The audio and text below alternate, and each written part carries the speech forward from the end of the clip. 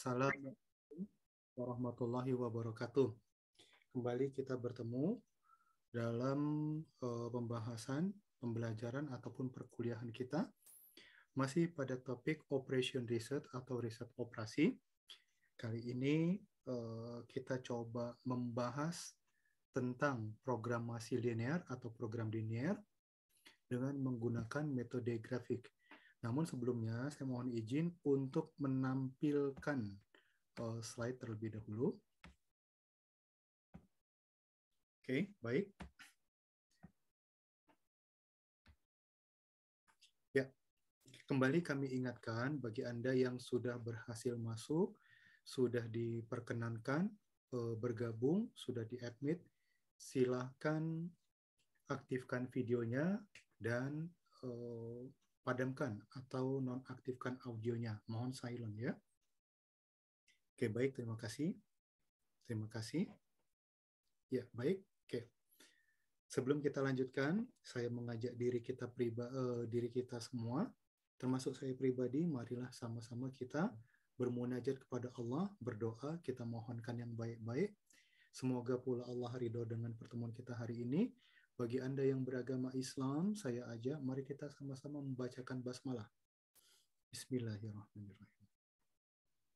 Dan bagi Anda yang beragama selain daripada agama Islam, kami persilakan berdoa sesuai dengan tuntunan, cara, dan juga keyakinan Anda masing-masing. Silakan berdoa dimulai. Bismillah. Amin. Baik saudara, mari kita lanjutkan. Seperti biasa untuk pembelajaran kita pada kali ini masih menggunakan multi-platform media, di mana dalam pembelajaran secara virtual ini kita menggunakan 3 platform media ya yang sudah kita bentuk channelnya.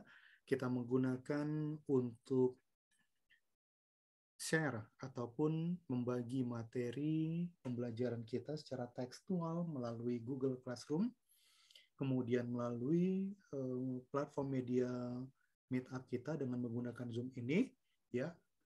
Kolom chatting sudah diaktifkan.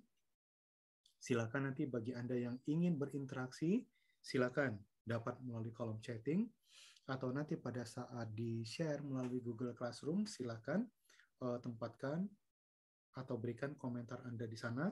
Dan juga kita sudah membuka kolom diskusi pada grup WhatsApp. Silakan gunakan. Atau juga nanti dapat memberikan komentar, tanggapan, ataupun segala bentuk interaksinya melalui kolom komentar pada YouTube channel, ya, di mana video tayangan ini nanti akan kita share, kita posting melalui YouTube channel itu. Dan mari sama-sama kita bangun channel ini. Mari sama-sama kita sedekahkan jari kita klik tombol subscribe-nya dan tanda notifikasinya atau tanda loncengnya agar kita tidak ketinggalan setiap informasi pembelajaran. Sehingga jikapun Anda tidak hadir, nah Anda tidak ketinggalan materi pembelajaran tersebut. Kita klik juga tombol like-nya, kemudian kita share jika video tayangan ini bermanfaat buat Anda. Oke, baik saudara sekalian, mari sama-sama kita bangun channel ini demi kemajuan pendidikan dan juga ekonomi bangsa Indonesia. Nah, saudara sekalian, untuk metode grafik ini, tadi sudah saya katakan, ini adalah bagian daripada program linear. Nah, yang harus kita pahami di sini adalah program linear adalah salah satu model pendekatan matematis yang kita gunakan untuk menyelesaikan masalah optimasi. Nah, masalah optimasi ini boleh jadi itu nanti orientasinya, tujuannya itu dalam bentuk memaksimumkan, memaksimalkan, mengoptimalkan, atau kita meminimumkan, meminimalisir, atau mencari nilai yang paling ekonomis. Nah, ini tinggal tergantung fungsi tujuannya, dari seperti apa variabel yang disajikan dan seperti apa kasus ataupun permasalahan yang terjadi. Nah, yang penting adalah, atau yang perlu kita lakukan adalah kita mencari tahu tujuan penyelesaian tersebut akan dibawa kemana arah penyelesaiannya, maksimumkah atau minimum. Nah, fungsinya ini kita untuk mengarahkan analisa untuk mendeteksi tujuan permulaan masalah, ya. Kemudian di sini nanti kita dapat mengidentifikasi fungsi kendala, di mana fungsi kendala itu untuk mengetahui sumber daya yang tersedia atau sumber daya yang digunakan, ya, atas apa yang menjadi output atau variabel pokok yang akan dicarikan nilai optimumnya atau nilai maksimasinya atau nilai minimasinya. Oke. Nah, untuk fungsi maksimasi, nah langsung saja kita praktekkan. Misalkan suatu perusahaan ini mempunyai sebuah pabrik, ya. Nah, kemudian pabrik itu memproduksi ada 2 jenis produk. Sama-sama kita lihat apa itu produknya. Ya, betul. Kain sutra dan kain wol. Andaikan misalkan, nah kain sutra itu kita sebutlah namanya variabel pokok untuk X1. Kemudian kain wol itu adalah variabel pokok untuk X2. Oke. Nah, kemudian untuk memproduksi produk ini, nah ini menggunakan bahan baku yang homogen, bahan baku yang sama-sama digunakan, yaitu benang sutra dan benang wol. Itu untuk bahan baku, ditambah lagi dengan tenaga kerja yang harus kita perhitungkan. Nah, di sini dapat kita lihat ketersediaan atau maksimum penyediaan benang sutra di gudang katakanlah 60 meter. Kemudian untuk benang wol itu 30 meter. Dan kapasitas tenaga kerja per hari itu adalah 40 jam. Nah, maksudnya dari beberapa tenaga kerja jika dihimpun satu hari kemampuan bekerjanya kalau dihitung totalnya adalah 40 jam, ya. Bukan satu hari 40 jam, bukan, ya. Bagaimanapun Allah, Tuhan itu sudah memberikan waktu kita di bumi satu hari 24 jam. Nah, yang jadi permasalahan itu adalah, nah, perusahaan menetapkan jika kita memproduksi kedua jenis produk ini, perusahaan akan mendapatkan keuntungan sebesar 40 juta untuk produk kain sutra dan 30 juta untuk produk kain wol. Oke, nah di sini Anda ditempatkan sebagai seorang manajer operasional. Anda dituntut untuk menentukan berapa jumlah unit dari setiap produk yang akan diproduksi sehingga perusahaan dapat meraih keuntungan secara maksimal. Oke, langsung saja kita praktekkan, ya. Nah, begini ya, saya coba membantu saudara semuanya ketika kita menerjemahkan kasus atau permasalahan bisnis atau operasional yang terjadi itu, coba kita buatkan dulu yang namanya tabel variabelnya, begitu ya. Tabel pemetaan variabel seperti yang saya contohkan. Nah, di sini kita lihat apa bahan baku atau sumber daya yang dibutuhkan. Ya, gitu ya. Ada benang sutra, ada benang wol, ada tenaga kerja. Kemudian kedua bahan baku ini untuk kedua bahan baku dan tenaga kerja ini digunakan untuk memproduksi dua jenis produk, ya, X1 dan X2. X1 tadi itu adalah kain sutra dan kain wol itu adalah X2. Nah, di sini kita lihat, kita terjemahkan begini, untuk membentuk satu satuan, ya, untuk membentuk satu satuan kain sutra dibutuhkan 2 unit benang sutra. 2 unit benang sutra dan tidak menggunakan benang wol dan dikerjakan selama 2 satuan waktu, mungkin 2 jam, ya. Nah, jadi di sini kita lihat untuk membuat kain sutra ini dibutuhkan 2 unit satuan benang sutra, tidak pakai benang wol dan dikerjakan selama 2 satuan waktu. Kemudian untuk memproduksi kain wol ini dibutuhkan 3 satuan benang sutra, ya, kemudian dengan 2 satuan benang wol dan dikerjakan selama 1 jam. Nah, di sini kita lihat ya maksimum penyediaan. Tadi benang sutra ketersediaannya 60 kilo, benang wol 30 kilo, dan tenaga kerja 40 jam. Nah, tadi sama-sama kita lihat, nah di sini berapa potensi keuntungan yang diberikan kontribusi dari kain sutra 40 juta. Nah, di sini dapat kita lihat. Nah, perhatikan di sini ada tanda Z max. Maksudnya ini adalah nilai maksimasi yang akan kita peroleh. Maksimasinya itu apa? Keuntungan gitu ya. Nah, 40 ini dari mana? 40 ini adalah keuntungan dari sektor atau dari variabel produk pertama ya, benang sutra. Nah, kemudian tambah 30x2. 30x2 ini adalah nilai keuntungan untuk produk kain wol. Nah, seperti ini notasi fungsi tujuan maksimasinya. Nah, kita lihat di sini kolom X1 dan X2 ya, ini namanya kolom variabel. Kemudian ada baris 1, 2 dan 3 ini adalah baris kendala. Ya, baris kendala ini nanti yang kita moderasikan, nanti kita bentuk menjadi fungsi kendala. Seperti apa fungsi kendalanya? Mari kita lihat.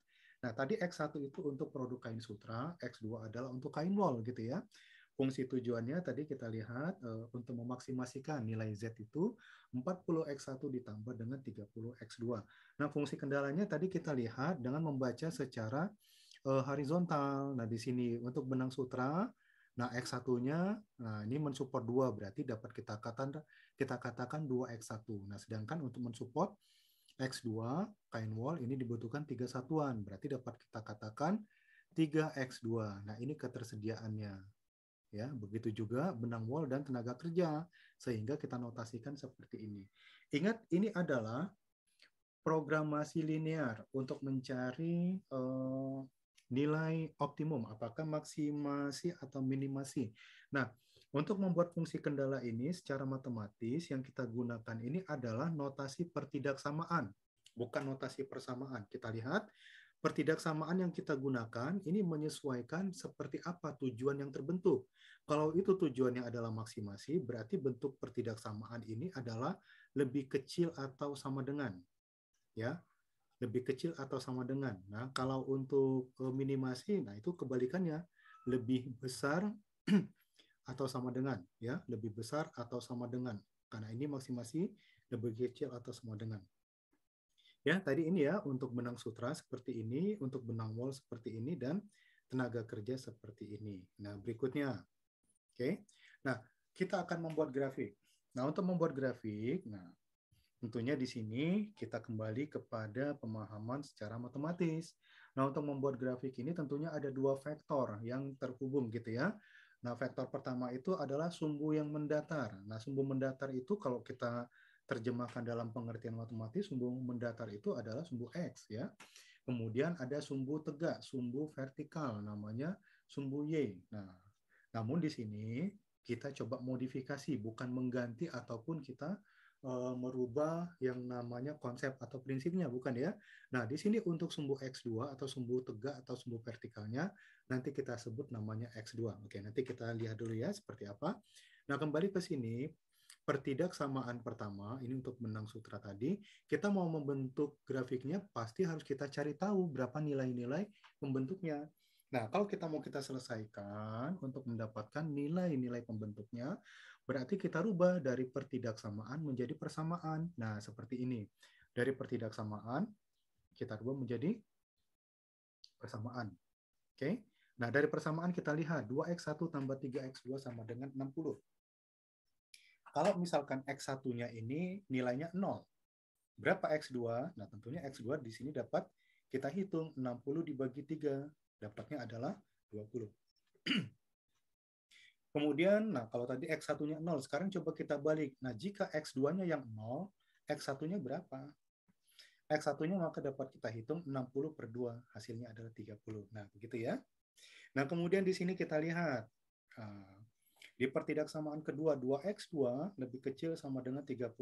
Langsung saja ini kita rubah dalam bentuk persamaan, berarti 2X2 sama dengan 30. Nah, berarti X2-nya langsung kita bagi 30 per 2, 15. Oke. Berarti di sini X1-nya memang 0 ya. X1-nya tidak ada atau 0 gitu. Nah, berikutnya dapat kita lihat juga di sini.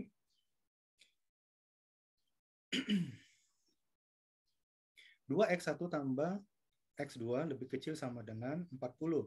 Langsung kita rubah ke persamaan 2X1 tambah X2, nah sama dengan 40. Nah, jika X1-nya 0, nah berarti X2-nya adalah 40, begitu ya.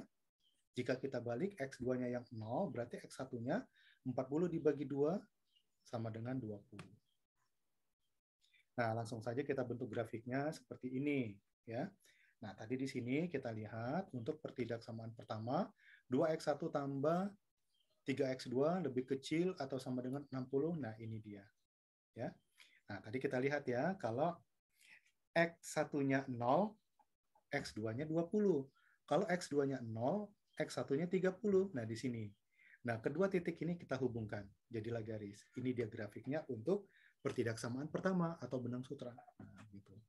Kemudian kita lihat yang kedua. Nah, yang kedua ini dia tadi ya, 2x2 lebih kecil atau sama dengan 30. Ya, langsung saja kalau kita jadikan persamaan berarti x2 itu 15 gitu ya. Kalau x1-nya 0, x1-nya di sini tidak ada, berarti 0, x2-nya 15. Nah, ini dia. Langsung kita tarik garis lurus sepanjang apsis atau sepanjang sumbu x ini. Itu dia. Oke. Nah, berikutnya kita lihat dari pertidaksamaan ketiga benang wall. Nah, ini dia ya, 2x1 tambah x2 lebih kecil atau sama dengan 40. Berarti kalau di sini kita lihat tadi ya, nah kalau misalkan x1-nya 0, x2-nya 40. Kalau x2-nya 0, x1-nya adalah 20. Ya. Oke. Nah, dari semua garis yang grafik yang sudah kita bentuk ini, kita lihat ada 3 titik temu yang saling bersinggungan. Pertama ada titik D, ada titik C, dan titik F. Oke. Nah, sekarang kita lihat. Titik C, ini dari mana pertemuannya? Dari pertidaksamaan pertama dengan pertidaksamaan kedua. Ini dia. Oke. Kemudian, nah kita lihat titik D. Titik D ini muncul dari pertidaksamaan pertama dengan pertidaksamaan kedua. Kemudian kita lihat ada titik F. Nah, titik F ini dari pertidaksamaan ketiga bertemu dengan pertidaksamaan kedua. Oke. Nah, langsung saja kita lihat penyelesaiannya bagaimana ya. Nah, sebagai contoh tadi kan kita lihat ya. Nah, kalau di titik A itu yang ini gitu ya. Nah, titik A itu yang ini. Oke. Nah, berarti di sini kalau kita lihat titik A ya sama-sama X1 dan X2-nya 0 gitu kan. Sehingga kalau ini diterjemahkan ke dalam fungsi tujuan tadi Zmax 40x1 tambah 30x2 ya tetap hasilnya 0 gitu ya. Nah, kemudian kita lihat. Nah, di sini ada titik C yang saling berpotongan. Nah, di sini ya, titik C ini adalah pertidaksamaan pertama dan pertidaksamaan ketiga kita lihat di sini. Nah, pertidaksamaan pertama tadi saya sampaikan coba kita rubah ke dalam bentuk persamaan. Nah, dari persamaan di sini kita lihat ya sama-sama 2x1 ditambah 3x2 sama dengan 60. 2x1 tambah x2 sama dengan 40. Nah, untuk menyelesaikan seperti ini berlaku dengan metode eliminasi. Nah, kalau ini kita lihat, saya coba perlihatkan begini ya. Kalau ini kita lihat, 2x1 tambah 3x2 sama dengan 60. 2x1 tambah x2 sama dengan 40. Nah, ini kalau kita lihat, kalau ini kita eliminasikan, nah berarti kan ini kan kita kurangkan ya. Kita kurangkan berarti 60 dikurang 40, hasilnya 20. Nah, 2x1 dikurang 2x1, hasilnya kan 0. 3x2 dikurangkan dengan x2, hasilnya berapa? Hasilnya adalah 2x2. Nah, berarti tadi di sini berapa? 2x2. Oke, 2x2 ya sama dengan 20. Nah, 2x2 sama dengan 20. Nah, berarti kalau 2x2 sama dengan 20, berarti x2-nya ya 20 dibagi 2, 10. Sudah dapat ya nilai x2-nya. Nah, tinggal kita pindahkan. X2 ini kita pindahkan ke salah satu dari pertidaksamaan atau persamaan. Misalkan di sini kita pinjam persamaan pertama. 2x1 tambah 3x2 sama dengan 60. Kan begitu ya. Nah, x2-nya tadi 10. Berarti 2x1 tambah 3 kali 10. 30 ya, sama dengan 60. Berarti 2x1 tambah 30 sama dengan 60. Nah, berarti di sini 2x1 sama dengan 60 dikurang 30, berarti 30. 2x1 di sini sama dengan 30. Berarti x1-nya adalah 15. Oke. X1-nya adalah 15. Nah, sekarang mari kita terjemahkan ke dalam. Nah, ini dia fungsi tujuan untuk memaksimalkan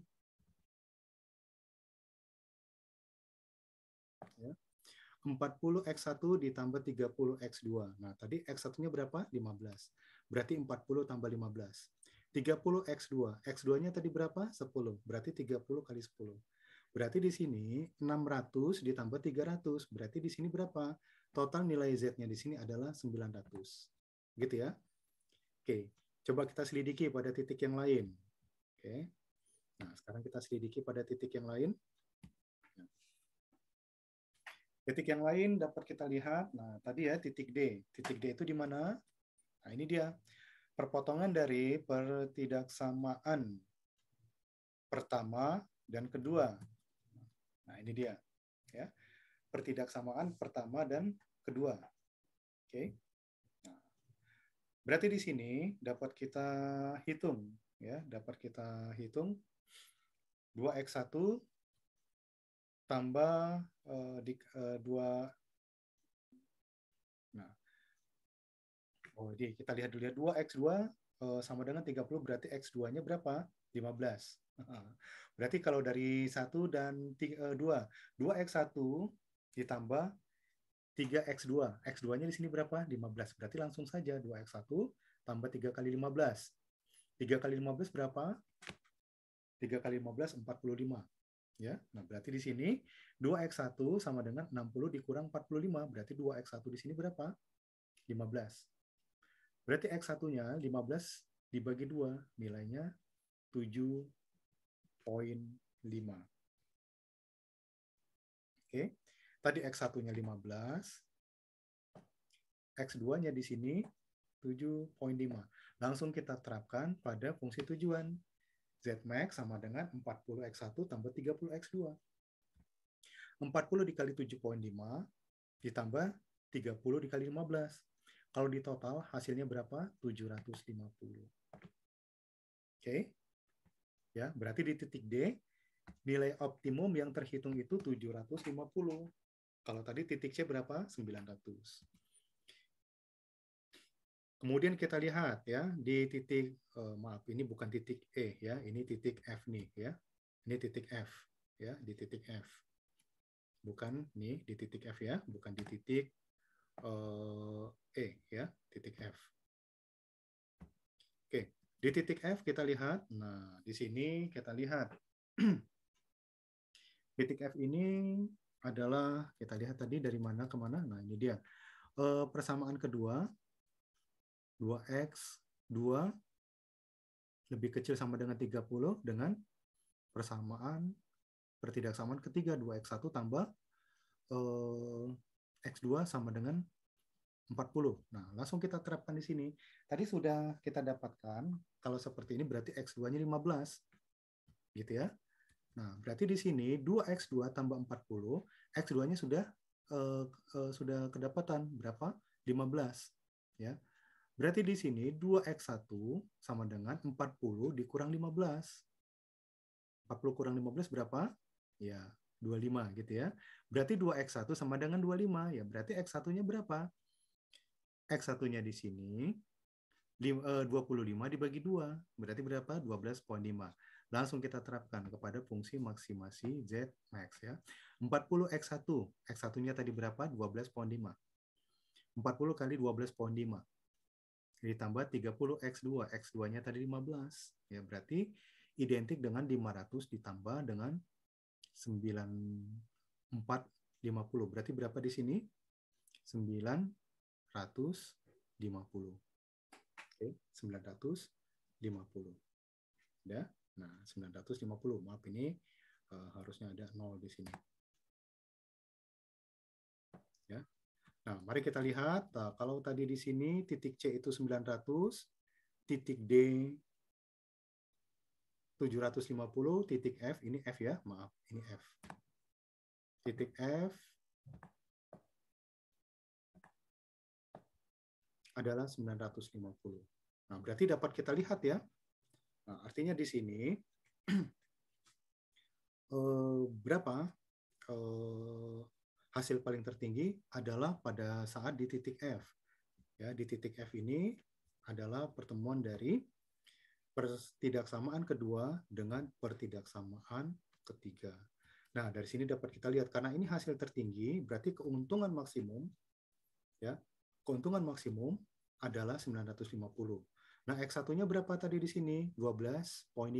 Kita bulatkan menjadi 13. X2-nya berapa? 15. Artinya dapat disimpulkan adalah untuk memperoleh keuntungan maksimal, nah berarti perusahaan harus memproduksi sebanyak 13 unit kain sutra dan 15 unit kain wol. Sehingga keuntungan maksimum itu adalah 950. Oke. Ya. Mudah-mudahan dapat dipahami. Nah, jika masih ada yang perlu dibahas, silakan. Kolom chat sudah dibuka, kemudian juga grup WhatsApp sudah dibuka, ya silakan langsung interaksi di situ, ya. Mudah-mudahan dipahami. Nah, berikutnya di sini, ya,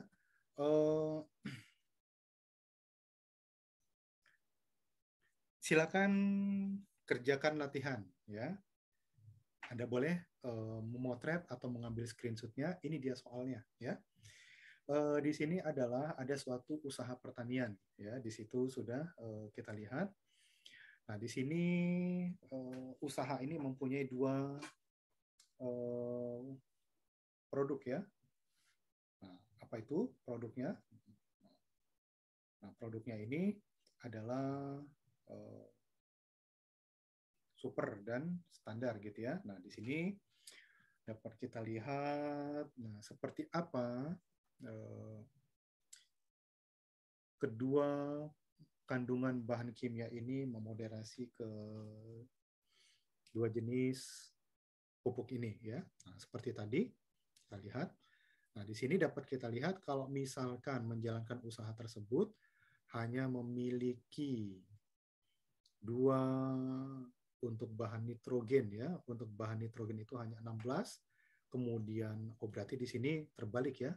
Terbalik di sini ya. Untuk kolom di sini adalah untuk jenisnya standar dan super. Nah, kemudian untuk di baris 1 nitrogen, baris 2 fosfat gitu ya. Nah, terbalik di sini pemetaannya. Nah, di sini untuk nitrogen batas persediaannya itu berapa di sini? 16 dan fosfat adalah 24. Nah, jadi kalau misalkan dijual pupuk ini harganya 5.000 yang untuk standar. Nah, kemudian yang super 7.500. Silakan nanti kita hitung berapa keuntungan maksimum dan berapa produk yang kita jual. Oke. Ini soal latihannya. Silakan Anda kerjakan. Oke. Silakan Anda kerjakan latihan satu ini. Waktunya, batas waktu nanti akan kita tentukan. Oke. Mudah-mudahan dapat dipahami. Oke. Nah, langsung saja berikutnya kita lihat. Nah, bagaimana kita membentuk fungsi minimasi dari metode grafik. Oke. Nah, pada prinsipnya, model penyelesaiannya hampir sama dengan ketika kita menyelesaikan pada kasus maksimasi. Di sini ada beberapa syarat hitung. Ya, syarat hitung itu pertama, hasil hitungnya itu adalah harus bilangan asli, ya, harus bilangan asli dan positif. Ya, kalau di situ ada pecahan, hasil hitungnya itu jika ada pecahan, pecahannya itu harus kita bulatkan menjadi bilangan asli. Cara pembulatannya kita dengan menggunakan metode round up. Contoh misalkan himpunan penyelesaian HP, nah di situ hasil hitungnya adalah pecahan 2,8. Kalau kita bulatkan ya betul itu adalah 3. Kemudian kalau misalkan hasil hitung himpunan penyelesaiannya 3,3 kita bulatkan menjadi 4 ya. Kenapa? Nah, misalkan begini. Kalau misalkan ditanya satuan itu berapa? Misalkan karung. Yang diproduksi itu ya nggak mungkin diproduksi 3,3 karung gitu, nggak mungkin ya, langsung saja dibulatkan menjadi 4. Nah, seperti itu logikanya, seperti itu. Oke. Nah, jadi seperti kasus maksimasi, nah kasus minimasi ini juga berupa program linear yang tujuannya untuk meminimumkan apa nih hasil yang akan diperoleh. Nah, terutama di sini adalah sumber daya yang kita gunakan. Nah, biasa ini kita gunakan yang terkait secara fundamental, ya. Apakah itu biayanya yang kita minimumkan, ataukah batasan waktunya, atau apa gitu ya. Kita ambil contoh misalkan, nah di sini kita ambil contoh. Ada suatu perusahaan ini kita sebutlah ya. Perusahaan memproduksi 2 jenis makanan ringan. Mereknya Tijoy. Produk pertama itu adalah cookies. Produk kedua adalah jelly. Nah, gitu ya. Artinya di sini sudah bisa kita terjemahkan. Ada 2 produk, ada 2 yang dihasilkan. Nah, berarti variabel pokoknya ada berapa? Ya, ada 2. Variabel pokok pertama kita sebut X1, itulah untuk produk cookies. Untuk variabel pokok kedua kita sebut X2, itulah produk jelly. Ya. Nah, sama seperti tadi. Kedua produk ini menggunakan 2 jenis bahan baku yang bersifat homogen. Artinya apa? Digunakan bersama-sama. Kita lihat ya. Nah, untuk produk cookies itu dibutuhkan untuk membentuk 1 unit produk cookies dibutuhkan vitamin sebanyak 2 unit dan protein 2 unit. Kalau untuk produk jelly, memproduksi produk jelly ini dibutuhkan 1 unit vitamin dan 3 unit protein. Nah, oke, nah mari kita lihat seperti apa berikutnya. Oke, nah kemudian untuk memproduksi produk cookies ini, perusahaan menetapkan anggarannya nggak lebih dari 100, ya mungkin dalam hitungan ribuan gitu ya. Nah, sedangkan untuk produk jelly, nah itu nggak lebih dari 80 per unitnya. Oke, nah di sini Anda sebagai manajer diminta untuk meminimumkan. Nah, di sini kita bentuk tabel variabelnya. Nah, di sini kita lihat ya. X1 itu adalah produk cookies, X2 adalah jelly. Tadi kita lihat untuk membentuk cookies dibutuhkan 2 satuan protein dan 2 satuan vitamin. Vitamin dan protein sama-sama 2 komposisinya. Sedangkan jelly vitaminnya 1, proteinnya 3. Nah, kita lihat vitamin itu keterbatasannya itu adalah 8. Nah, itu kebutuhan minimnya begitu ya. Untuk protein itu 12. Nah, mari kita hitung. Berapa budget yang paling ekonomis untuk memproduksi kedua jenis produk ini dan berapa banyak produk yang dapat dihasilkan dari keterbatasan tersebut. Nah, kita lihat ya. Nah, di sini kita lihat X1, X2. Kita sebut di sini X1, X1, dan di sini adalah X2-nya.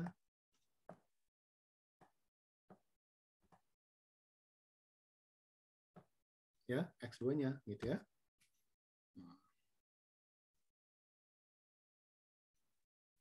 Nah, kemudian di sini kita lihat dari uraian di atas, nah fungsi kendala dapat kita terjemahkan begini. Oh ya, tadi harganya untuk produk pertama itu 100, untuk produk kedua 80. Nah, berarti di sini dapat kita lihat. Nah, perhatikan di sini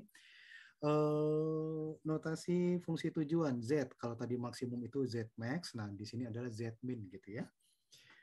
Z itu sama dengan 100x1 tambah 80x2. Untuk fungsi kendalanya kita lihat, nah tetap kita gunakan pertidaksamaan.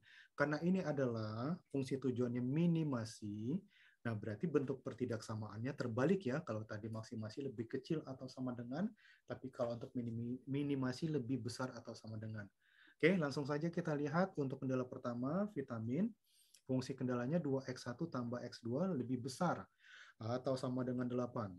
Oke, nah kemudian di sini 2x1 tambah 3x2 lebih besar atau sama dengan 12 untuk protein ya. Nah, di sini kita lihat X1 2. Artinya untuk memproduksi X1 ini ya diharapkan itu sekurang-kurangnya itu adalah 2.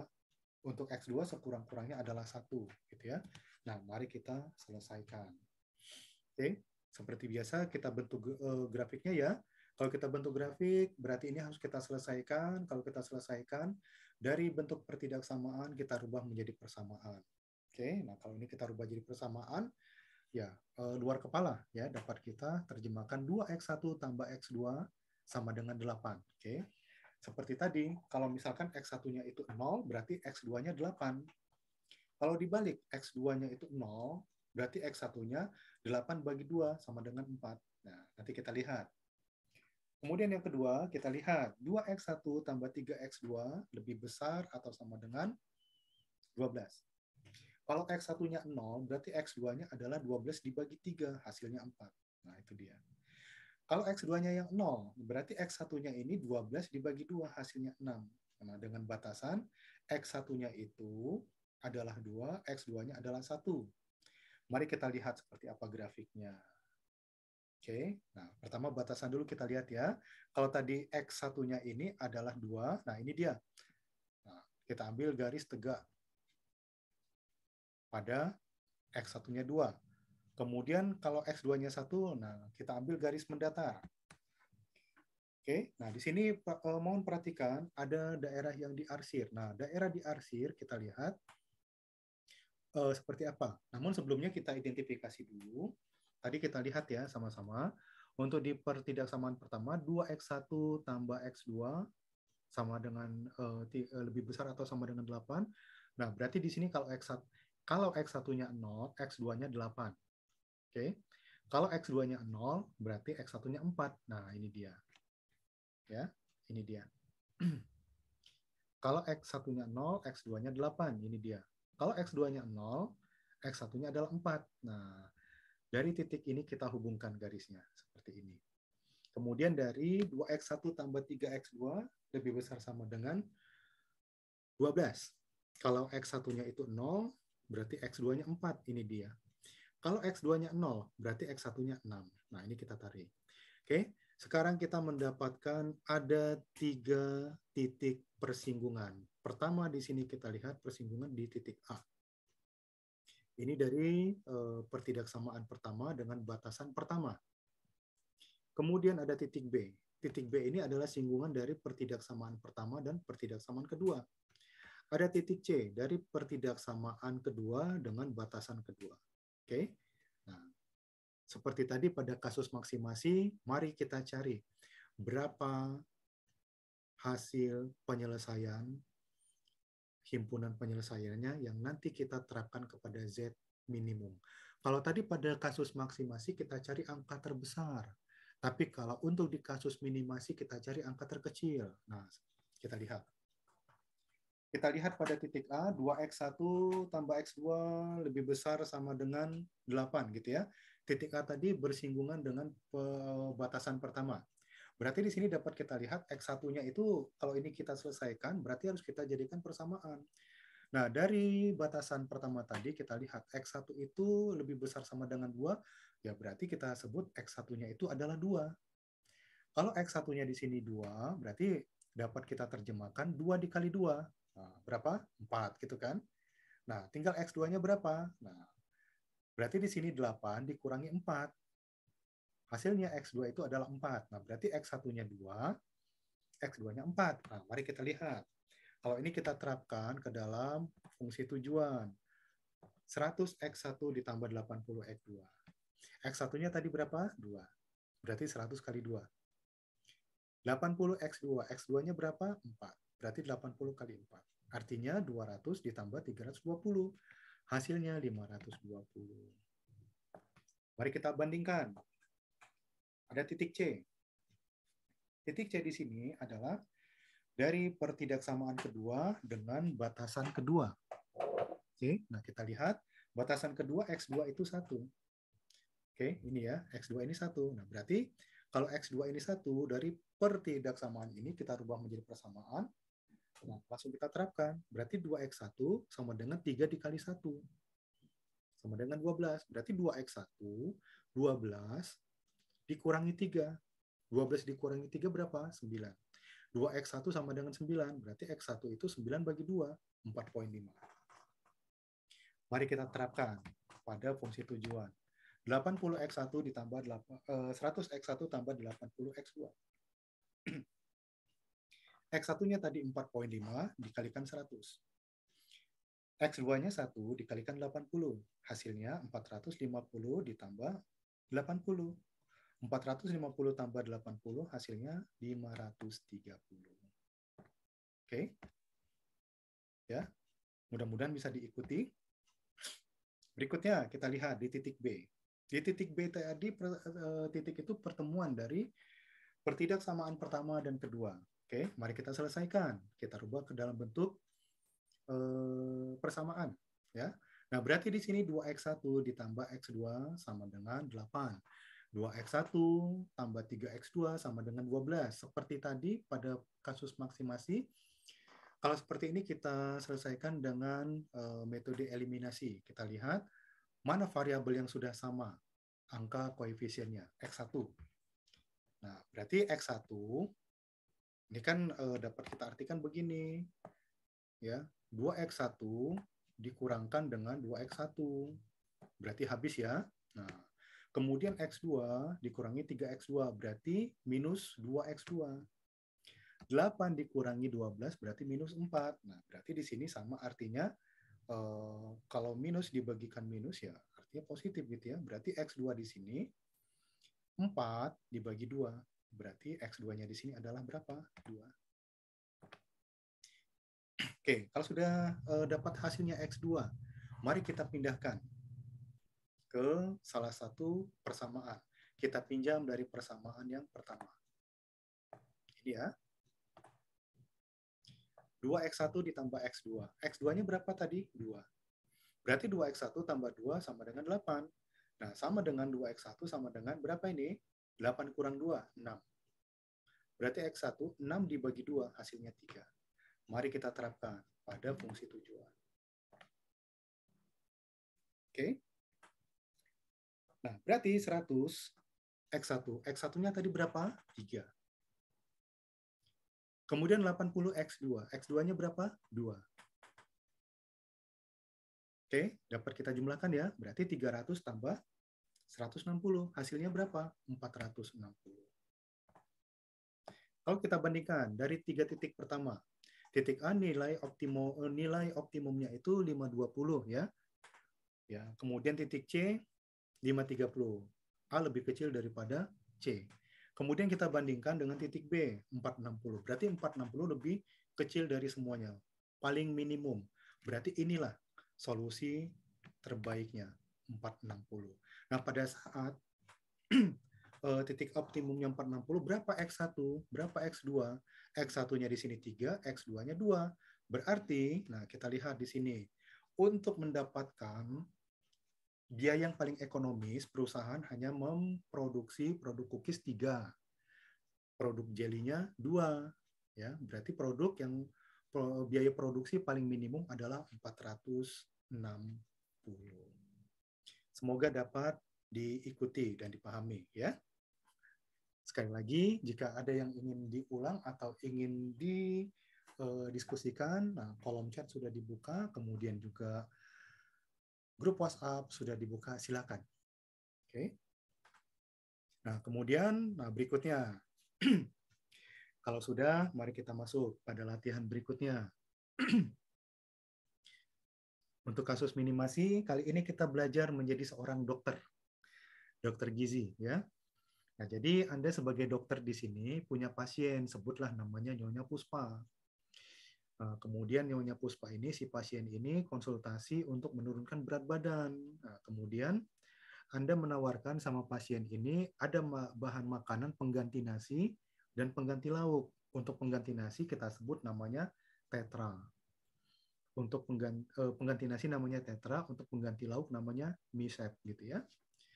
Nah, kemudian dari kedua produk ini kita lihat ya, ada bahan kandungan yang sama-sama terdapat di dua produk ini ya. Untuk produk tetra, ya ini kita lihat vitaminnya itu ada 4 unit. Kemudian karbohidratnya itu ada 2 unit. Nah, gitu ya. Unit ini mungkin itu adalah takarannya begitu. Untuk produk misep, nah vitaminnya itu ada 7, karbohidratnya ada 3. Nah, kita lihat di sini ya. Jadi Nyonya Puspa ini case-nya ini dia gemar makan banyak ya dengan produk yang Anda tawarkan. Nah, cuma di sini dosisnya perlu kita lihat ya. Dosisnya di sini untuk karbohidrat itu dosisnya itu adalah berapa? 400 ya. Kemudian di sini untuk protein ya, maaf vitamin ya. Vitamin di sini berapa? Maaf di sini maksudnya di sini dosis untuk karbohidratnya itu adalah 24 ya. 24 bukan 400, 24 ya. 24, maaf saya typo begitu ya. Kemudian untuk vitamin itu dosisnya itu adalah 36 ya. Maaf. Yang di sini saya typo, maaf ya. Maaf yang di sini saya typo.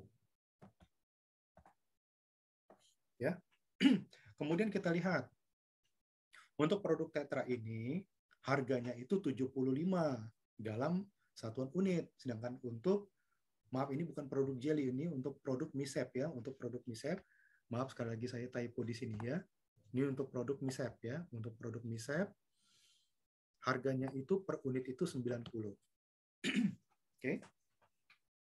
Nah, kemudian masalahnya di sini, Nyonya Puspa itu memiliki keterbatasan budget dana ya untuk membeli barang-barang itu. Cuma dia maunya itu untuk mendapatkan produk tetra itu, maunya dia itu sekurang-kurangnya dapat 5. Dan untuk produk misep itu dapat 3 gitu ya. Nah, Anda sebagai dokter tolong bantu Nyonya Puspa. Berapa budget ideal yang harus dikeluarkan untuk mendapatkan jumlah ideal yang diharapkan oleh si Nyonya Puspa itu, ya. Nah, ini tugas Anda, ini latihan Anda. Oke, ini latihan Anda. Oke, ya. Mudah-mudahan dapat dipahami. Mohon maaf ya, tadi terjadi typo ya, kesalahan pengetikan atau edit gitu ya. Ya. Mudah-mudahan ini dapat kita selesaikan dengan baik ya. Untuk waktu nanti akan kita tentukan, tapi itulah tugas Anda. Mohon diperhatikan tadi, berarti kita di sini tadi ada tugas pertama gitu ya. Nah, tugas pertama dan tugas yang ketiga. Oke. Tugas yang ketiga, ini dia. Oke. Ya, sekali lagi jika ada yang mau ditanyakan silakan masuk ke kolom chat atau di kolom atau di grup WhatsApp ya. Oke. Saudara, mudah-mudahan apa yang saya sampaikan ini dapat diterima dengan baik, dapat dipahami, ya. Kemudian dapat kita implementasikan dalam kehidupan sehari-hari. Itu yang penting, ya. Dari saya demikian, kurang lebihnya mohon maaf, ya. Mudah-mudahan bermanfaat. Nah, dari saya demikian dulu ya. Dan saya mohon undur diri. Billahi taufiq wal hidayah. Assalamualaikum.